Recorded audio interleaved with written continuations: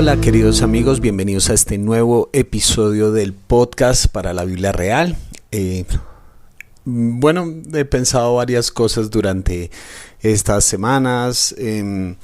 Como les dije en un podcast anterior, estoy organizando una serie, no va a empezar hoy, pero estoy organizando una serie sobre los sentimientos, cómo enfrentar situaciones difíciles. Probablemente se va a llamar enfermedades de corazón.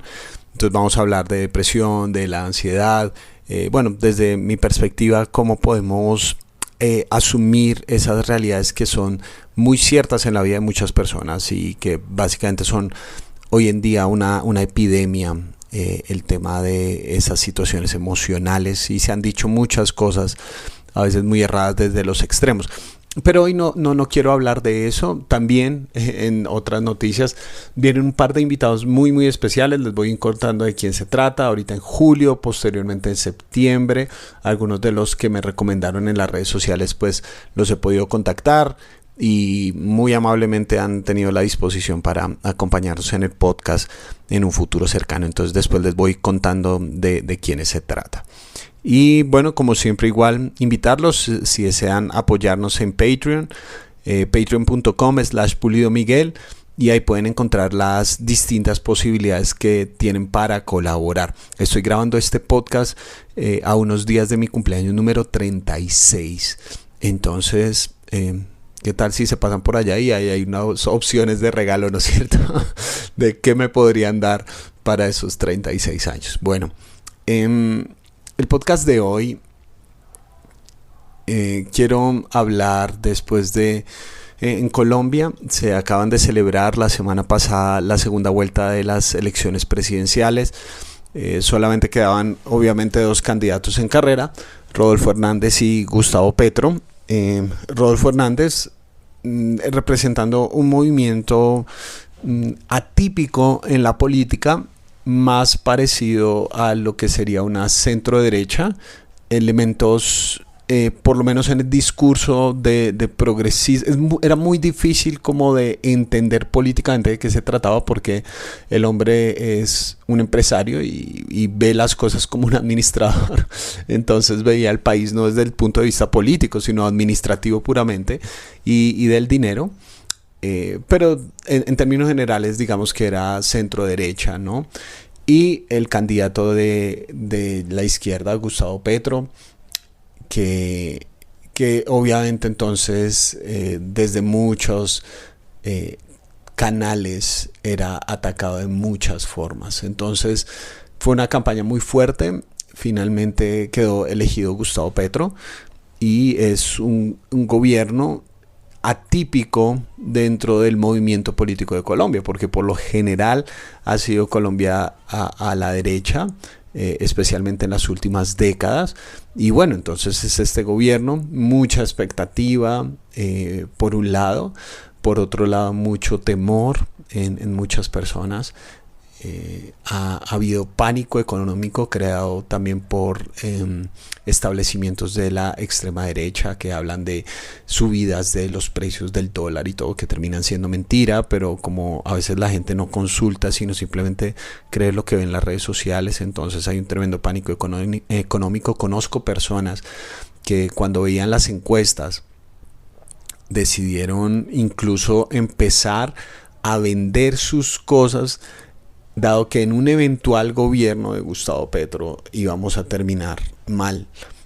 No sé cómo va a ser, no sé, porque todavía no se ha posesionado, entonces no tengo ni idea cómo va a ser la cuestión, ¿no? Pero ese es el ambiente que se ha respirado, y obviamente ustedes saben que en una campaña política es muy fuerte, hay muchas emociones, la gente se trata sumamente mal. Hay relaciones que se rompen y la gente es muy valiente detrás de la pantalla de un celular para ofender a otros y denigrarlos. Yo ponía algunas reflexiones sin ningún ánimo partidista ni mucho menos, pero los ánimos estaban tan crispados que la gente que se siente con el derecho de ofenderte simplemente porque está dentro de tus contactos en las redes sociales, gente que te puede escribir en el muro pero no tiene tu número privado. se sienten el derecho, ¿no? Como de defender y a veces lo tratan a uno sumamente mal, ¿no? Entonces, toda esta experiencia me ha llevado a reflexionar sobre lo que la política enseña de nuestro corazón. Eh, hoy he llamado esto y subí hace poco en TikTok. Si no me siguen en TikTok, síganme, que estoy haciendo videos increíbles. Pulido Miguel 1 allá en TikTok, si utilizan esa red social. Hace poco hice un video de 1 minuto que se llama La política desnuda, como se está llamando este capítulo, La política desnuda. Porque lo que yo siento es que la política desnuda cosas que ya hay en nuestro corazón.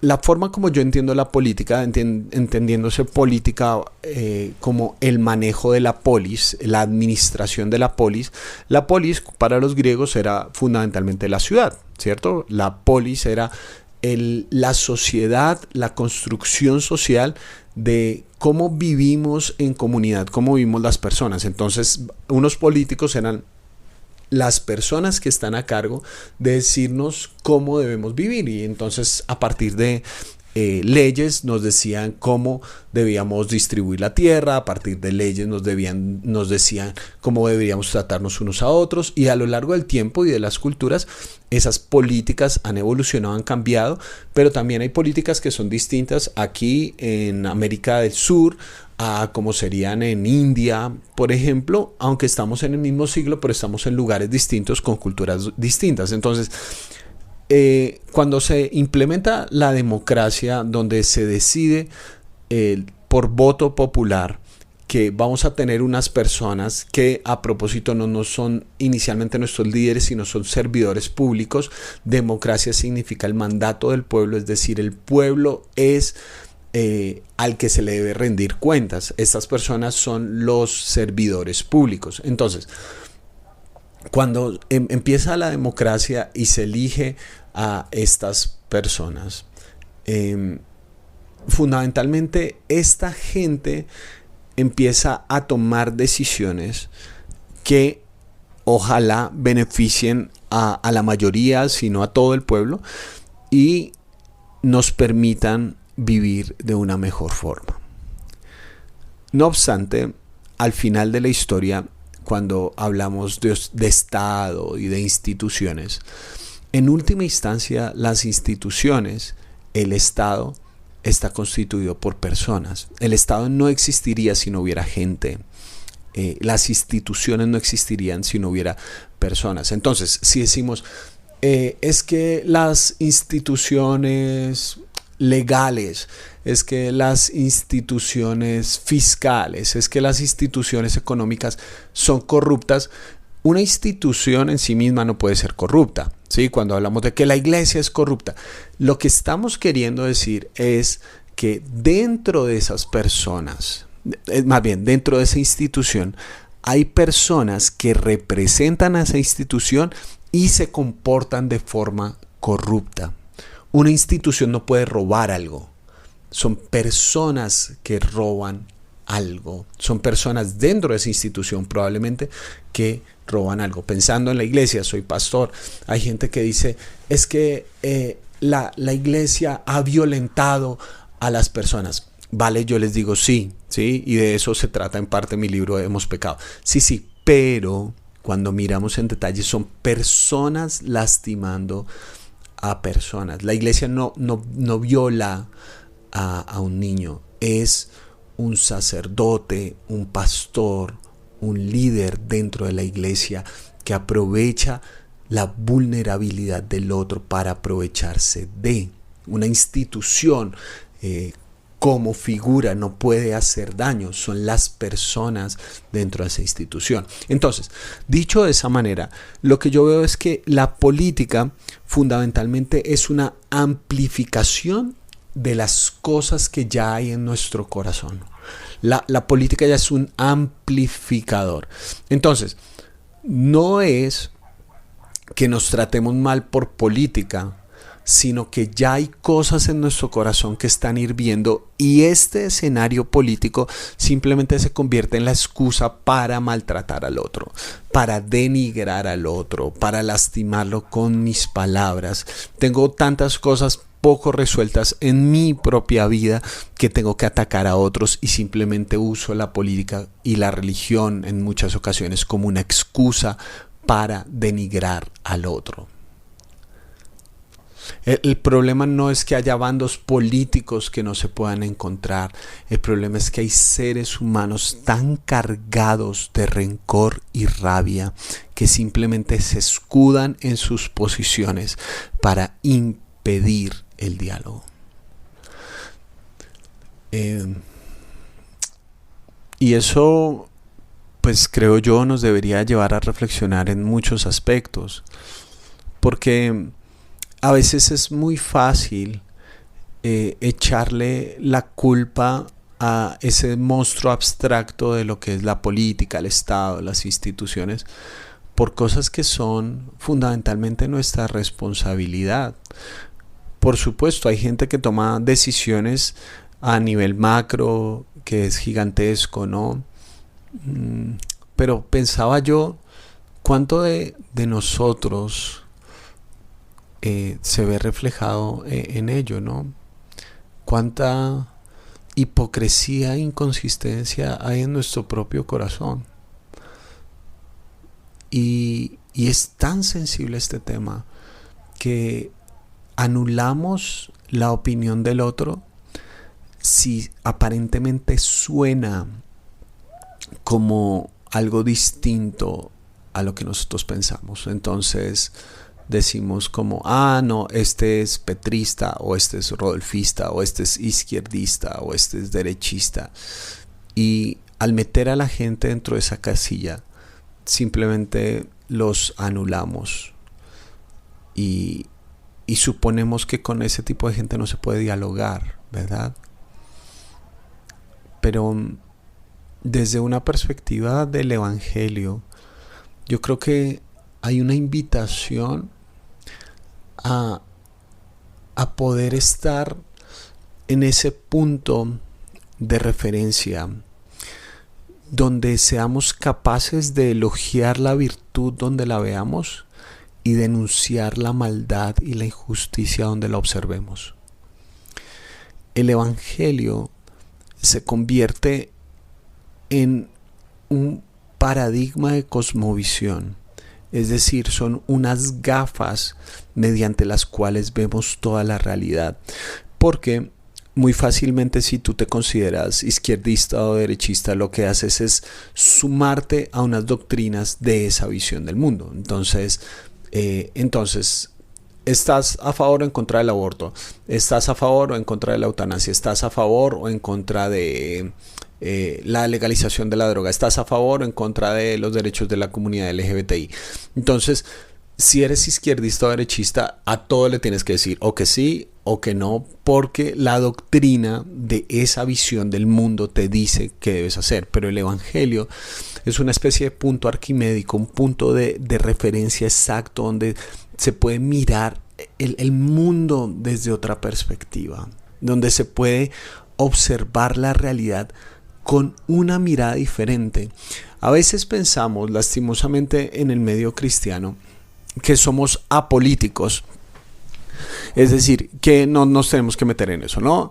Que en esas cosas no se deben meter, no debemos opinar, y la apolítica es imposible. Incluso si tú dices, no me importa eso de la política, ahí estás tomando una decisión política, ¿sí?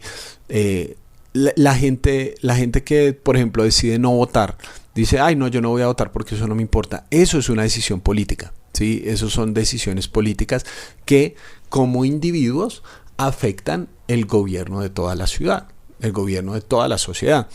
Entonces, hay muchas personas que piensan que el cristianismo es simplemente apolítico, es decir, como que es una abstracción de la realidad, y no es así. Yo creo que Jesús lo que nos ayuda es a ver la realidad desde otra perspectiva.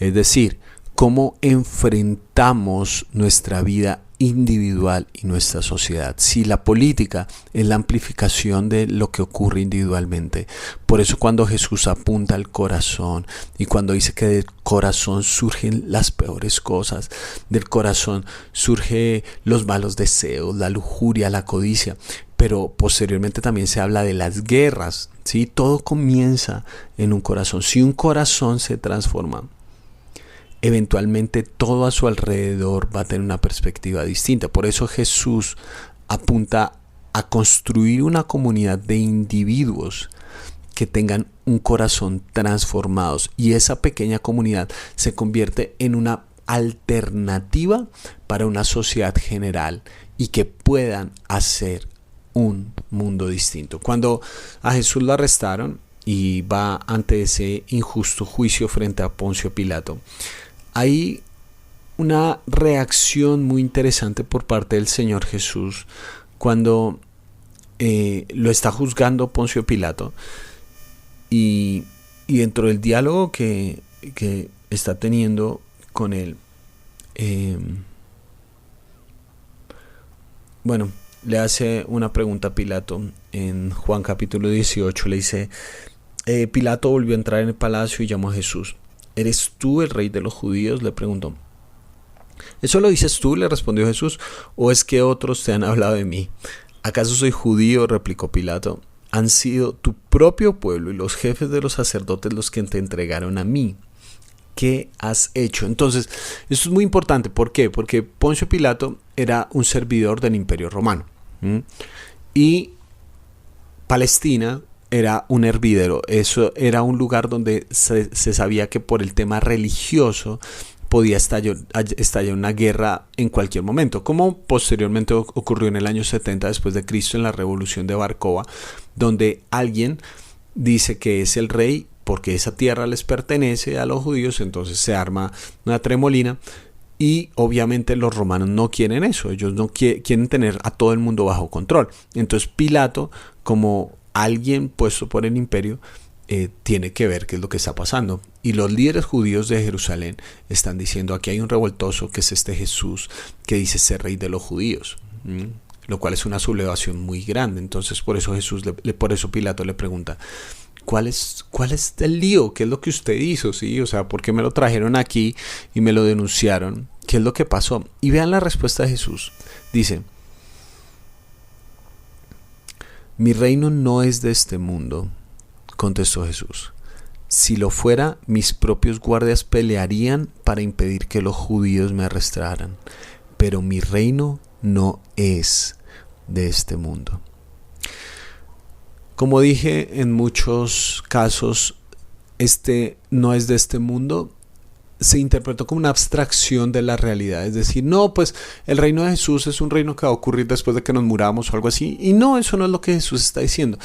Está diciendo, mi reino no habla el lenguaje de este mundo. Si hablara el lenguaje de ustedes, los romanos, entonces yo simplemente le diría a los ángeles, bueno, vengan, por favor, me protegen, y aquí se acaba con todo, ¿sí? Yo utilizaría la violencia para responder a la violencia. ¿Por qué? Porque ese es el idioma que hablan políticamente en el entorno. Si nos dicen A, nosotros decimos B y C. Y si nosotros respondemos B y C, ellos dicen B, C y D. Porque así funciona la política, así funciona, ¿no es cierto? ¿Quién es más fuerte? ¿Quién domina? ¿Quién tiene mejores ideas? Y si ellos nos lastiman, nosotros no nos vamos a dejar. Pero Jesús, frente a este injusto juicio, frente a esta injusticia de llevarlo frente a Pilato, la reacción de Jesús dice, no, yo no hablo este idioma, mi reino es diferente. Es decir, hay una perspectiva distinta para asumir la realidad.